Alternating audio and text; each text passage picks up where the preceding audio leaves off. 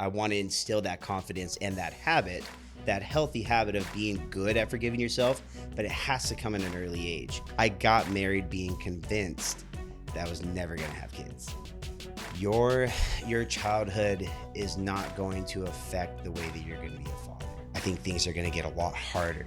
And if I don't prepare my kids to be stronger individuals for when those hard times come, it's going to be really difficult for them.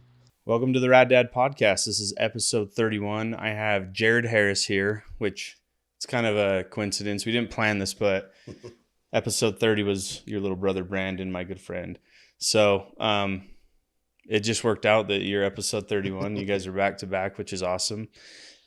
You've been on my mind for this podcast, and I'll tell you why. We had a brief conversation, I don't know, 3 or 4 months ago. It was literally 2 minutes long. I don't know that you remember it, but it made an impact.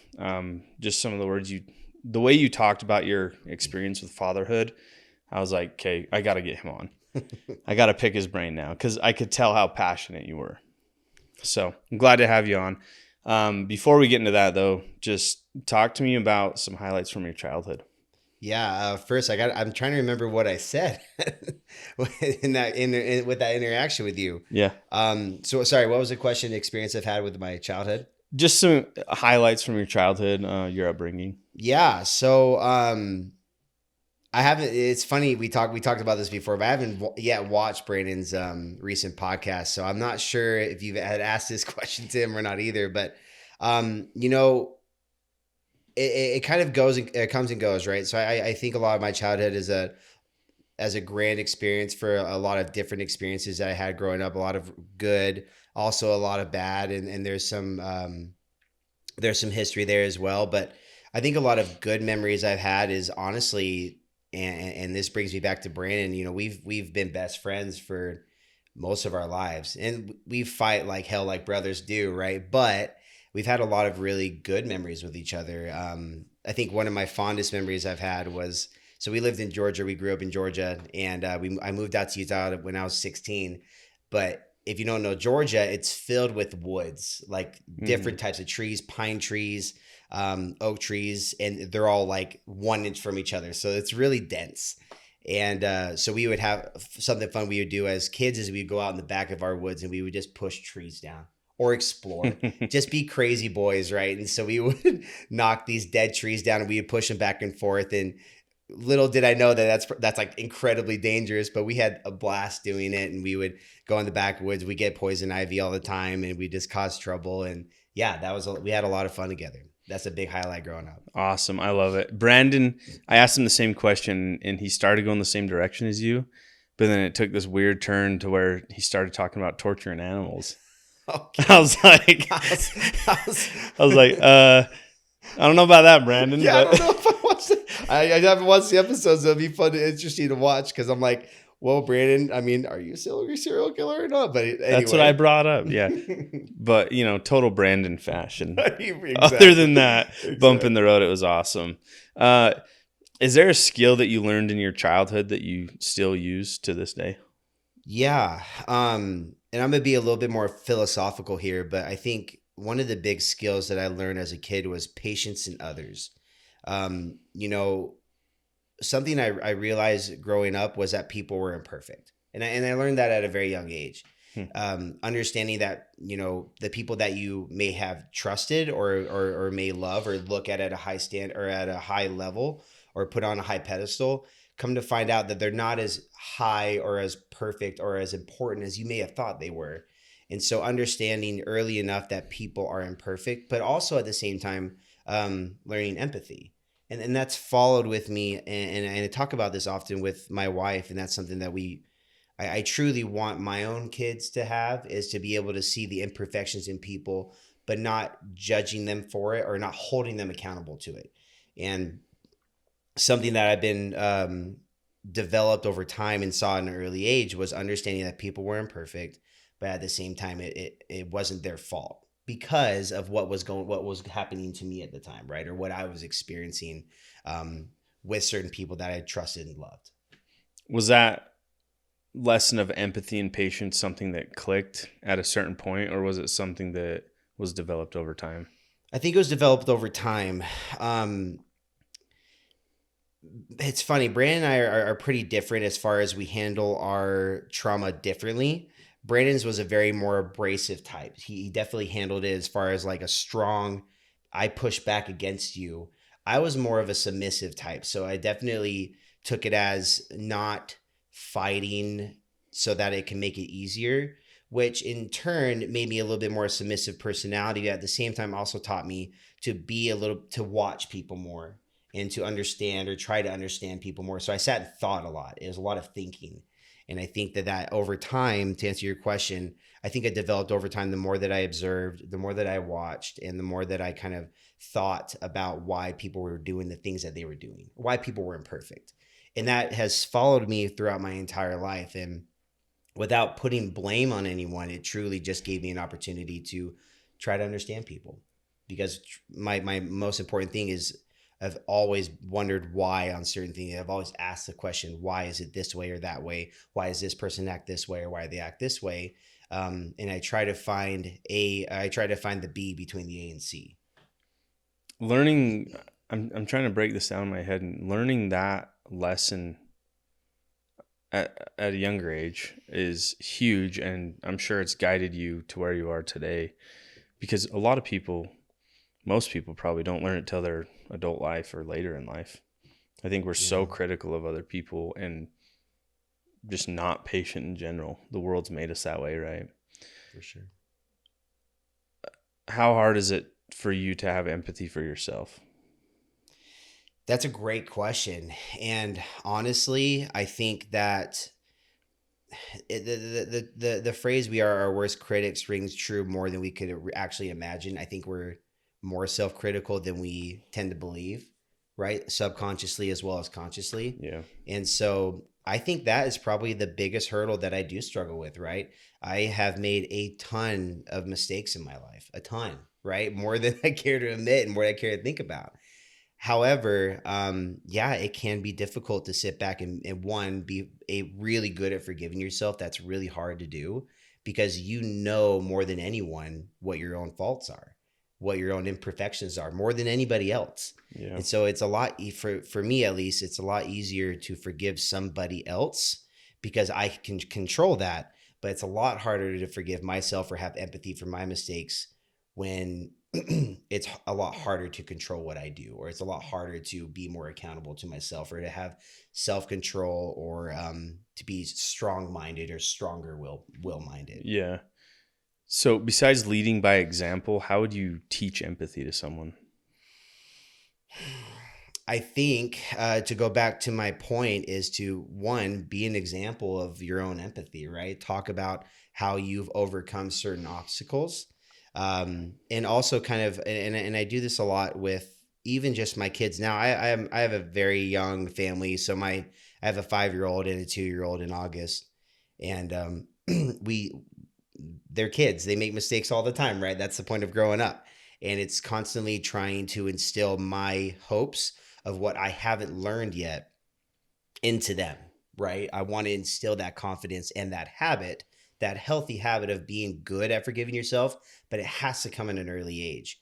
And I didn't have that opportunity to do that, right? I never had that opportunity to gain self-empathy or to be good at forgiving myself when making mistakes. So my goal, my hope, and my prayer is to teach my kids to do that or be better at that than I was. Because at the very least, if we can't be perfect now, or we can't be better or the way that we want to be, at the very least we can do that with the people that we love, right? And instill that confidence in those habits. And so that's kind of how I try to teach. I read I can't remember if it was a quote or in a video or something the other day, but it was like saying, as parents, we kind of have to give ourselves a break because this is our first time too, right? It's our first time being parents. It's our only time being parents, and sometimes our kids need to realize that. I don't think I realized that till my adult life. Looking at it now, like I was talking to one of my good friends the other day. I'm like, dude, every time we go on a family trip, it is so much work for me as the dad. Mm-hmm. All the organization, all the packing and unpacking and kids and, all of that. It's so much work.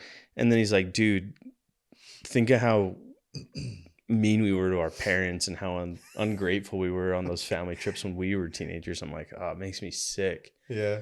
Uh, what lesson have your kids taught you in your first 5 years of fatherhood? Oh gosh, that is such a great question. Um, I think there's a lot, and I learn from my kids daily, but I think I think one of the biggest lessons I've learned from my kids is learning to be present in the moment. That's something that my kids, and I think kids in general, are really good at, is being able to have fun or just be present even when you're sad. To be sad, happy, frustrated, it's all in the present moment. It's happening right now. And I think especially in our adult lives, and the older we get, we start stressing about certain things, right? Can we pay the bills? What's going on at work, in our marriage? How can I do this better? How can I become a better person? What's the future look like? And I think we forget, or we become we become not very good at being in the present moment, and and just sitting there and being in the now, right? So when my kid is enjoying something, you could see that he's really enjoying it. He doesn't care about tomorrow. He doesn't care about what he's going to do next. He's just enjoying playing with his friends, right? Or having fun or being sad, right? And he's focused on that. And I think me and my wife talk about this all the time, as kids are so good at being in the present moment. And it teaches me constantly to not focus so much about the future or have anxiety or fear.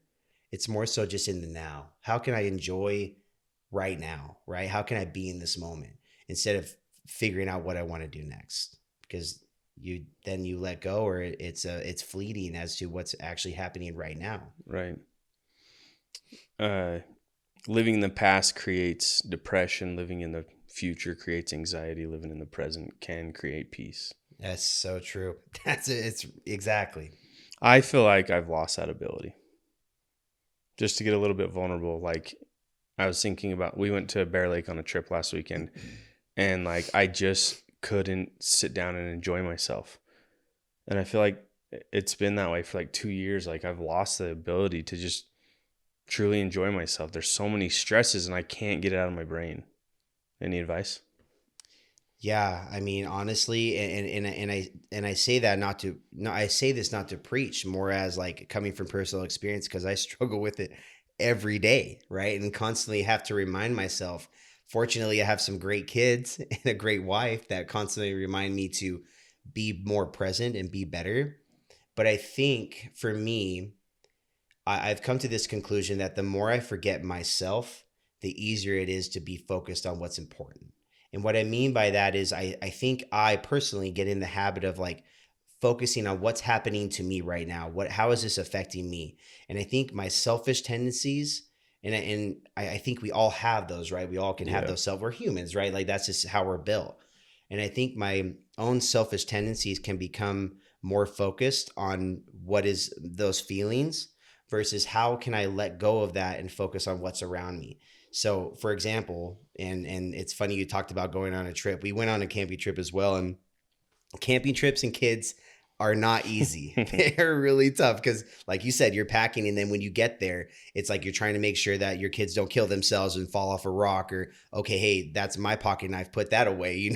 Yep. Don't hit his sister with a stick. Don't play in the fire. So there's a lot of going on. I'm trying to like keep them still, but then there's moments where you're seeing them having fun. And for me, I was watching my kid play with his my aunt, and they were enjoying with each other, and he was running around being crazy, and I was like, look, I'm gonna forget about how frustrated I am that he's not listening to me, and just let him be for a moment. I'm not gonna try to control the situation.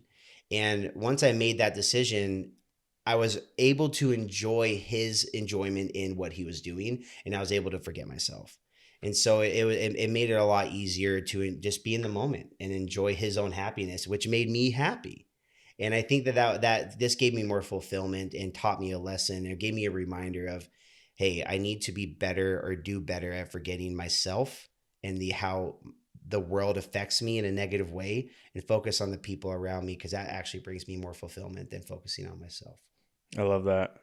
Uh, you know, as parents, we want to be so involved with our kids. Good parents, right? Good parents want to be involved with their kids and want to guide them. But I think part of good parenting is just taking a step back sometimes, because a kid might know a better way to learn, a better way to process emotions and environment. So Yeah. sometimes I've I've tried to do that, like taking a step back, especially when your kids are like doing something a little bit dangerous, Yeah. but you still want them to learn and be a confident kid, Yeah. you know? It's like taking a step back is kind of hard, but it can benefit your kid in the long run so much. Amen. Um, to that, it's funny you say that. Me and my kid are actually, I'm teaching my little boy how to ride his bike right now. And It's like a total stepping stone in I fatherhood. know, right? And it's been fun, but it's been exhausting, and but it brings some incredible feelings of being proud and excitement in your little one to watch them succeed at something that's so difficult. But to your point of having your kid go through tough things to learn life and to learn lessons. So as I'm helping him ride his bike, there are moments where I choose not to run beside him for him to see how his reaction is. Will he Yeah. fall or will he try to catch himself? And and that's just with us in general, right? Sometimes we fall and sometimes we are able to catch ourselves. However, it's still a lesson learned. Fortunately, he hasn't crashed yet, which is good. But again, it gave him an opportunity to be without dad catching him the whole time and have him fall on his feet, Hmm. right? Or fall over. And he did a pretty good job. And I had to trust the fact that he was able to do that. And yeah, he's been doing great. He's actually, we didn't practice today, but yesterday he was able to go down the road and back on his own. So again, letting your kid fall with a sense of empathy so that they can be able to succeed in whatever they're doing, small or big. In this case, for him, big, but to us, small. But him succeeding at something that was really important and cool. Yeah. Awesome. Uh, Run me through your experience of becoming a father, like hospital, Yeah, when it happened, those first few nights. yeah, it's been a ride for sure. Fatherhood, and I guess I'll be vulnerable here. Fatherhood was a really difficult thing for me to get my head around. Our childhoods were tough, Brandon and I, and he probably mentioned it in his conversation or your guys' conversation, but our parents went through a divorce. We would go back and forth between my mom and my dad. Our relationships there were difficult, right? And in some cases a little traumatic. And so it was tough growing up. And so to lead to kids when my wife and we were, I think, 7 years married, and my wife really wanted them. And I got married being convinced that I was never going to have kids.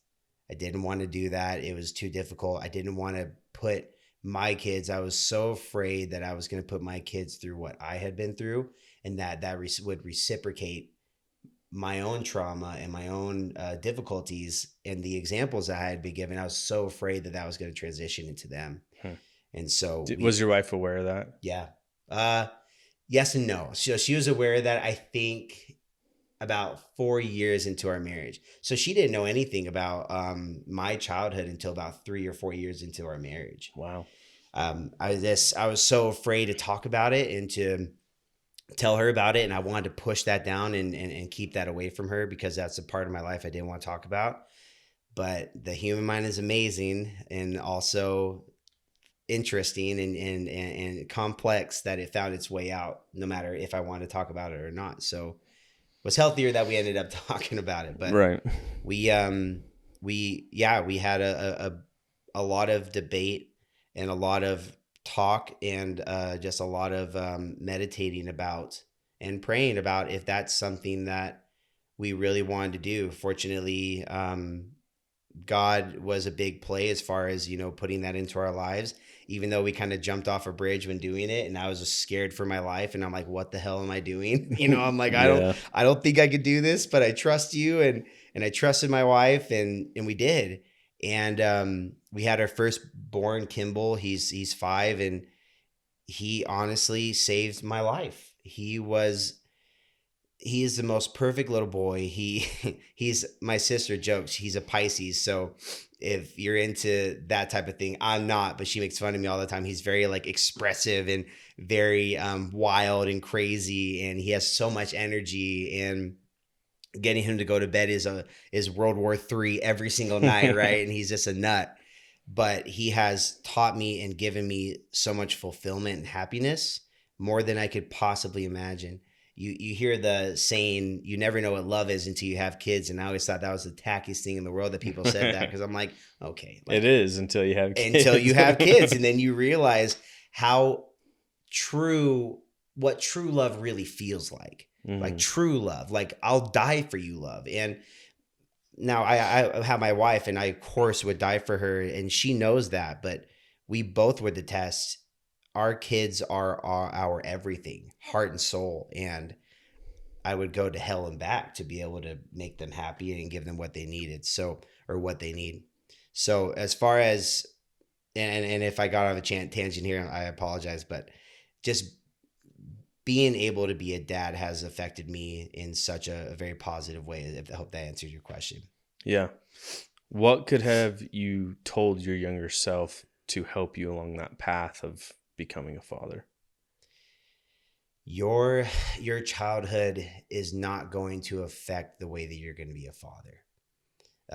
Your hard moments in life is not going to influence you to how you're going to raise your kids. Yeah, I think that if I could talk to myself, I would also tell myself to have kids sooner. Really? I would, because again, going back to just how much in a positive way my kids have affected me. They've taught me about selflessness and about love and about just letting your own selfish desires go for somebody else, right? Yeah. And what that truly means, and how that resides in true love. Yeah, is a big lesson for me, and a big life lesson, and something that's helped me a lot in my own life now, and it's helped me throughout my career, my relationships with other people, how I look at the world. Yeah, it's changed my perspective completely. You know, I've always considered myself a pretty driven individual. I first developed that from sports at a young age. But I don't know, it's a mixture of drive and urgency that I felt when I became a father was a whole different level. Because it's like, now you're a provider of this human that is literally incapable of providing a life for themselves. You know, it's not like, oh, I'm providing for my wife. No, this is a brand new human. And they're helpless, right? They can't do anything for yeah, themselves. Yeah. So have you felt that way? I'm always curious if fathers have felt that drive, you know, that extra purpose to wake up in the morning. That's a great question. And the answer is an astounding yes. My little boy has brought me from the ashes multiple times. And I say that in a way of, you know, there's been some incredibly low moments in my life where if it wasn't for him, I probably wouldn't be here. You know, dealing with my childhood at certain points in my life, or just myself at certain points in my life, have gotten me to a place where it became pretty scary. And that's an extreme. And that's just an extreme that I'll mention. And then to go on to that, it's now that I'm in a healthier place, I have a better relationship. I have a very strong relationship with God and with my kids and with my wife. And so I feel like I'm in a good place. And with that, it also strengthens my sense of purpose and duty to my little kids, because I want to give them a better life than I had. Yeah. Right. I want to give them something that I never had, not just emotionally, but as well physically. You know, I might not be able to always give them riches as far as money, but I definitely can give them the emotional and physical support that I never did as a kid. And to my what I said before of when you ask what is the one thing you learned, and it's that I would have kids sooner, or be a stronger father. It's because now I can be that one thing that I never had to my kids now. Right. I love that. I feel like the only way the situation in this world is going to flip or even have any change is people like you becoming a father. People that are just good people. There's no perfect father. There's no perfect man. But we just need good, strong fathers to create families and to have kids, you know, if that's in their realm of possibility and all that. But, you know, and when I first started this podcast, I was like, man, I want to inspire fathers. I want to make myself a better father. And that is my mission.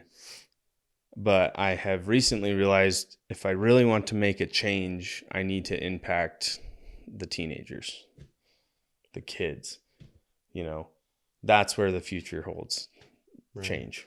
So I do have some plans in place. It's not like my audience is a bunch of 14-year-old boys, but, you know, I have some goals and aspirations as far as doing that. But in the meantime, I guess the best thing I can do is just continue to better myself.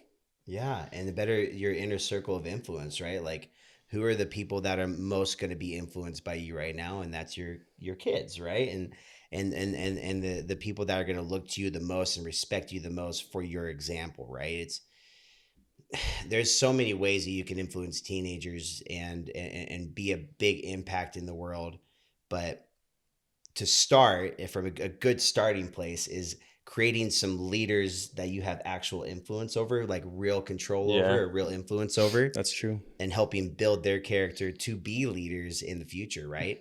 How cool would it be if our kids, our daughters, our sons ended up being real leaders and influencers amongst their peers and amongst their people of their same age, right? Yeah. And so hoping to build them up, because I mean, in my church, I could be a young men's president and maybe say something that might make a small impact.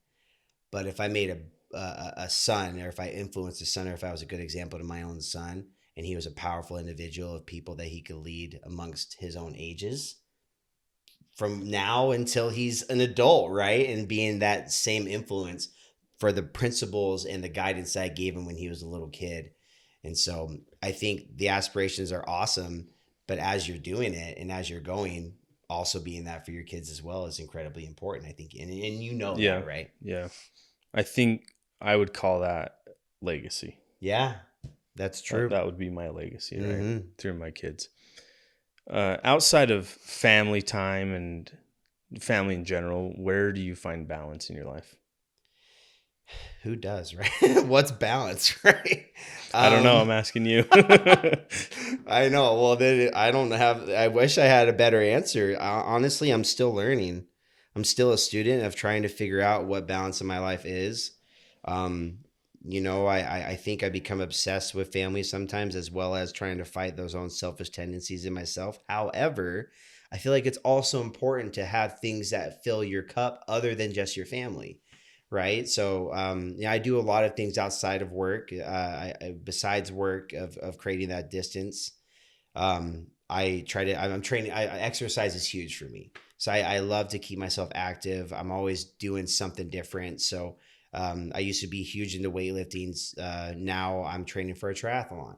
Right. And I'm enjoying that, but always staying active is something that's really incredible for my mental health and for being strong mentally, so that when I do go home, and when I do interact with people or my own family, I'm a lot more sound, or I have a stronger foundation to be able to be more on top of my game and be a little bit more livable. Right? Do you ever feel like you wear yourself out so much that you're just too tired to be mad? I mean, there has been those moments where it's not worth it. Yeah. Like if my kid's doing something nuts, I'm like, do I get frustrated at him, or do I just sit here and play on my phone? And I'm like, the phone wins about half the time. It's hard. It's hard to keep myself, exactly. Like you get so tired, or the mundane, or you're just like, dude, I'm so stimulated from today. Work was nuts. I'm tired. You guys didn't let me go to sleep until 12 a.m. last night, and I woke up at 5 to go running. You're like, you guys just tear up the house and be nuts, hit your sister. I'm going to sit here for a second and like not do anything and not fight this because it's too much. Yeah. Well, I really like that point because, you know, the first 25 minutes of this podcast, we've really dived into the mentality of fatherhood. But the physical aspect of fatherhood to me is super important. Number one, because I refuse to be the 45-year-old dad, the 40-year-old dad that cannot play catch with his son and be out of breath. Yeah. You know, I will not be that. I want to be on the ground playing, doing push-ups, weightlifting with my kids, as long as I Yeah. can. The other thing, just to touch on balance, we can read all the books and listen to all the podcasts we want, but in the end, if we look in the mirror and we're not happy with what we see, it's going to have an impact, right? 100%. And if I was just going to chime in, it makes a big impact to the relationships in our lives. I was a personal trainer for 7 years. I'm currently doing something else now, but something that drove me nuts was the fact that people didn't take control of their lives because they thought it wasn't as big of a deal as it really was. I would see so many people miss out on so many amazing, loving, caring, spiritual, fulfilling moments in their lives because they were 250 pounds, 300 pounds, 50 pounds overweight, sedentary. Like you take a couple steps up the stairs and you're out of breath. I mean, and missing out on those people that had sons, daughters in young age and didn't take the time for themselves to be active so that they can have more fulfilling relationships. Because I think it does make a big difference, not even just as a dad, but also as a husband, right? Having that relationship with your wife on a physical and even an emotional standpoint, if you're not taking care of yourself, you're missing out on a very, very crucial and fulfilling opportunity to have a very deep and a loving relationship with the ones that's close to you, Yeah, I completely and agree. even with yourself. I've never thought of it that way, but yeah, I completely agree. That's a great point. Talk to me about a time that you have conquered a physical challenge and a time that you have felt like you have conquered a moment in fatherhood. It's a great question. From a physical challenge, um, I've gone through so many injuries in my life. I did sports in high school and in college. I've had lots of broken bones, lots of different areas of where I've gotten myself injured and did something stupid. And I think it has, every time that happens, it's always taught me that my body and my mind can come back from hardship, right? Can come back from some sort of difficulty. And I've had to overcome a lot of things throughout my entire life. And so, from a physical aspect, so for example, first day I wrestled in college, and I was driving to college on my moped. I just got it like a week ago, and I was driving to first day of practice. I was so excited. I was a freshman. It was my first day of practice. I walked onto the team, and but they gave me the okay to give it a shot, and I was gonna go try out. And as I was going, a lady ran a stop sign, and as she ran that stop sign, I T-boned her car, which broke my leg. And so I was out for the entire season and couldn't wrestle, which was my dream. Like, I wanted to wrestle in college so bad. That was my absolute lifetime dream. If I could be a college wrestler and say that I was a college wrestler and wrestle with some of the best wrestlers in the state, like at the time, I would have made it. Like, that would have been it for me. Yeah. And so I was completely shattered and heartbroken knowing that I couldn't wrestle or do anything like that for an entire year. I had to get a rod in my leg. I had to have surgery. I had to do physical therapy. And so it was a difficult moment to try to overcome. And because that passion and that dream was so strong and I wanted it so bad, I came back and I was able to not just get on the team, but being a starter as well, and travel with the team across the country and wrestle. And I won some amazing matches, have some amazing memories, and also some incredible relationships from that. All because I chose to not let a bump in the road stop me from doing something that I really wanted to do. And that was to be a wrestler, right? And so that was one big moment that kind of taught me. And to your second question, remind me again. Time that you conquered a moment in fatherhood. Moment in fatherhood. Yeah, I think it was.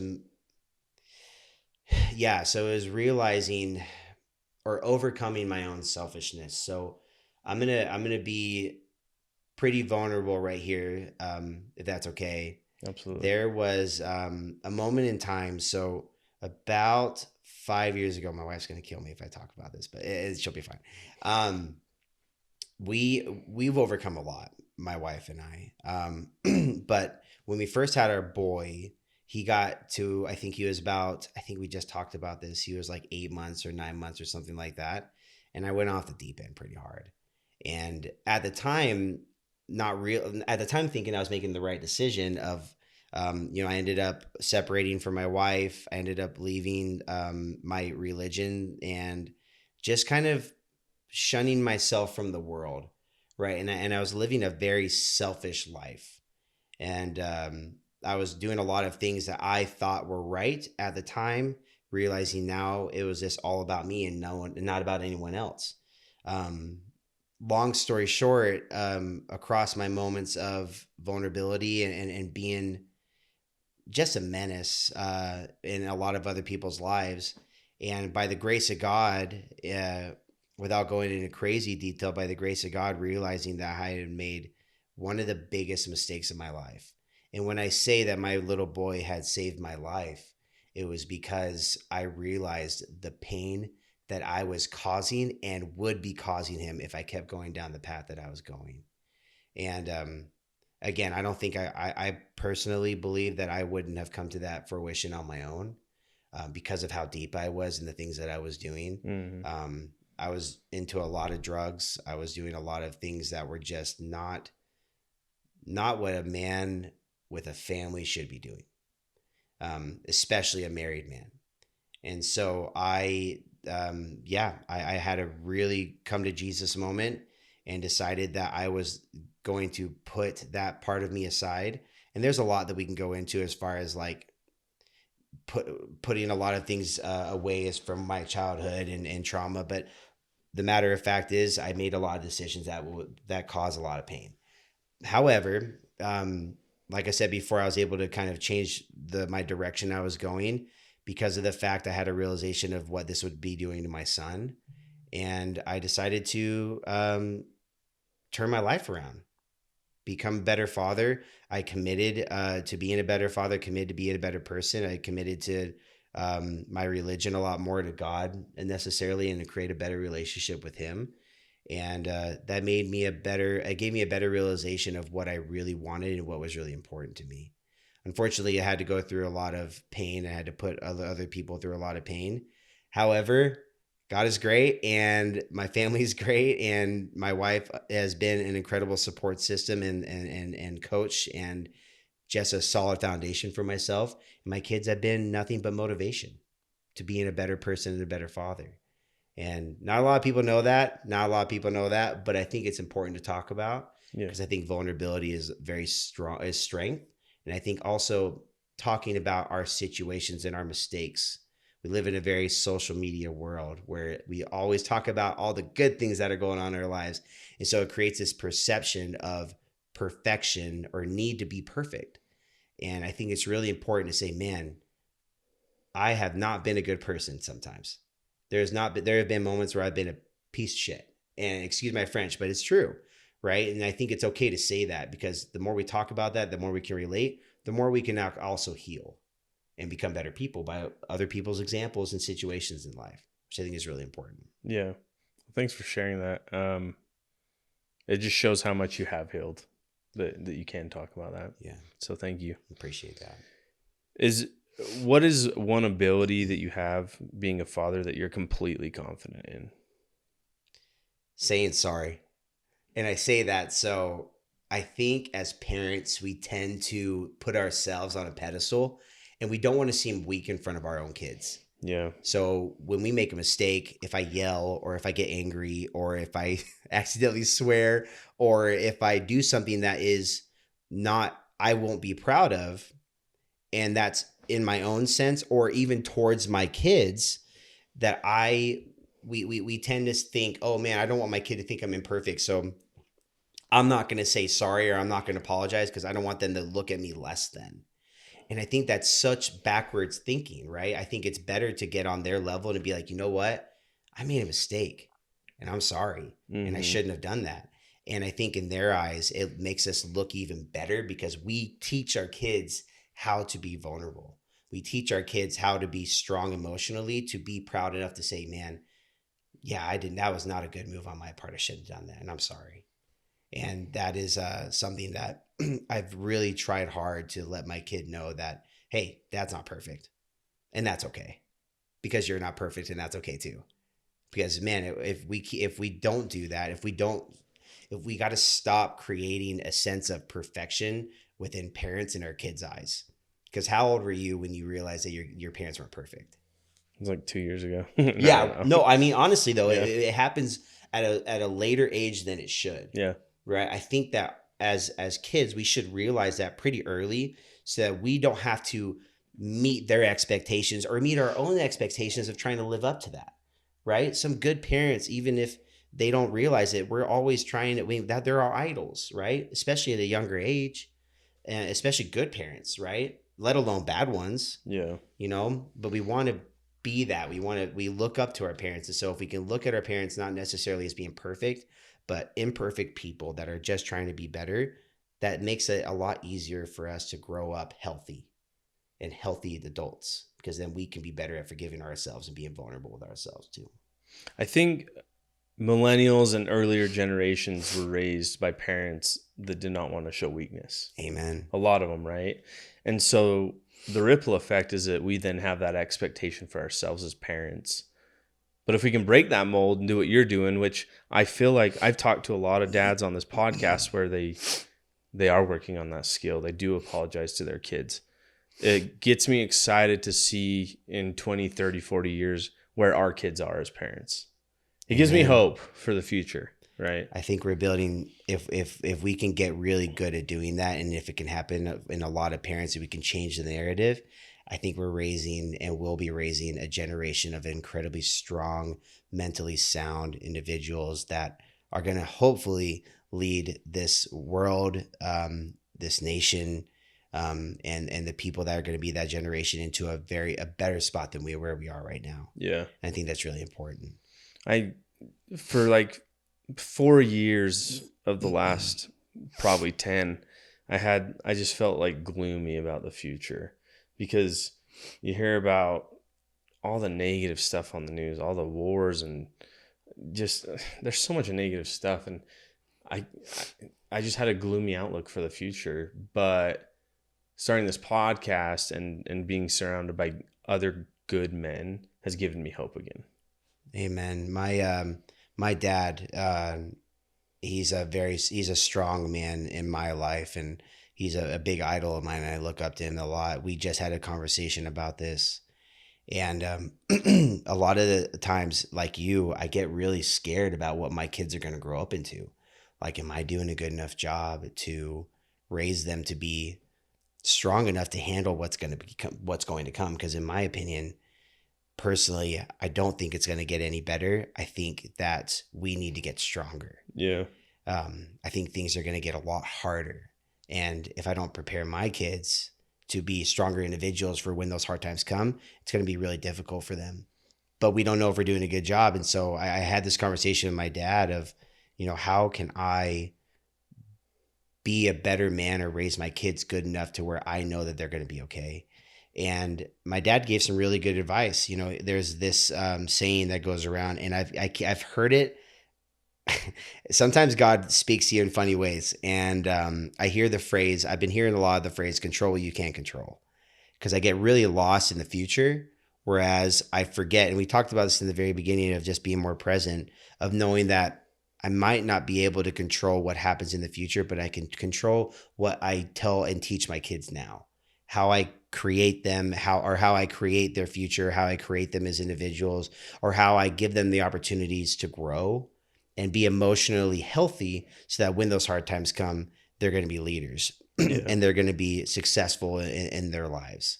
Right? I can't control what the world does, and to be honest, it's going to be depending on where the world goes, it's going to be really easy for my kid to be successful in life, because he's going to get a step ahead, because I'm hopefully giving him the right tools for that he can be successful. Yeah.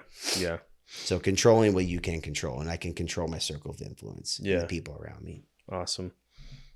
Is there anything else you want to talk about as far as fatherhood and being a man?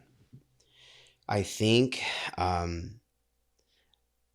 I think always remembering two principles in my life that I've led with so far. Now, I'm not a perfect man, and I still have a lot to learn and still have a lot to work on. But what's I feel like is leading me in the right direction is being vulnerable with your family and with the people in your life, not just with your kids, with your friends, with your family, leaning on them and learning to not always have an expectation of looking weak, but looking at vulnerability as strength, and then being honest. I think is really important. Being honest with your spouse, with your partner, with your kids, and being willing to be vulnerable and honest with them is a good starting place to becoming not just a good father, but ultimately a good man. And if we can get really good at that, I think that over time we can develop not just the people around us, but ourselves. Awesome. Well, to wrap up the podcast, I ask all my guests the same question. And that is, if there's one lesson you want to leave with your kids when you're no longer here, what is that lesson? It's a really good question. I think the biggest lesson that I want my kids to learn is to stay close to your faith and to lean to God in troubling times. There was a moment in my life where I had completely let go of that and had shunned that from my life, which gave me a really good perspective of what my life would be like without that. And when I'm not here, knowing that my relationship with Heavenly Father has led me to some amazing experiences, even when I felt like I was alone or I didn't know who else to turn to. And so when I'm no longer here, I hope that my son and my daughter and any other kids that I plan on having with my wife will learn that same principle of leaning to God and trusting that, because I feel like that's taken me a long way. Awesome. I love it. Well, thanks for sharing your thoughts, insights, stories. I'm super proud of who you are and proud to call you a friend. So Yeah, thanks thanks for for being here. having me, Jace. It's been awesome. Cool.